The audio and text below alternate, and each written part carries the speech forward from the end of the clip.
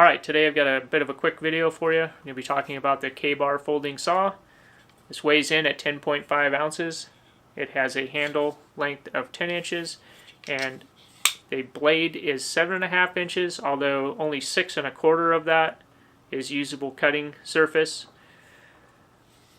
I've had this for a little while. I've done a little bit of work with it, clearing trails, limbing some trees, clearing some areas for setting trail cameras. So what do I think? As far as the pros go, it has a fairly comfortable handle, very solid feeling tool. It's got a rubber overmold on what seems to be an aluminum body. The blade locks in the open and the closed position, so that's nice. If you throw it in a pack, you don't have to worry about the blade coming open, tearing up your gear or your hands. And it has a bladeless change system, a toolless blade change system. You don't need tools to change the blade.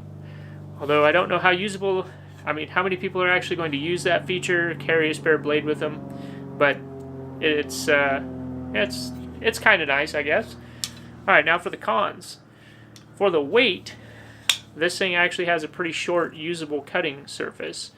There's a lot of wasted space actually in the handle as well.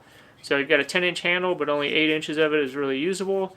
You've got a 7.5-inch blade with about a 6 1/4 inch cutting surface. The worst part about this, though, I think, is the blade itself. Pretty poor quality. I'll put a picture up here, and you can see at the base of the teeth, there looks like there's some beginnings of stress cracks, and there's a lot of flashing where the teeth were ground. This thing feels like it's tearing through wood. It doesn't feel like it's cutting through wood. So I have a $12 saw here with about the same size cutting area. Half the price, half the weight, and this cuts better than this does. If you don't keep the blade lock nuts tight, they will work loose while you're cutting. I had that happen to me. It's not a big deal. Just keep them tight. It will put a little friction on the blade, but it's not a big deal.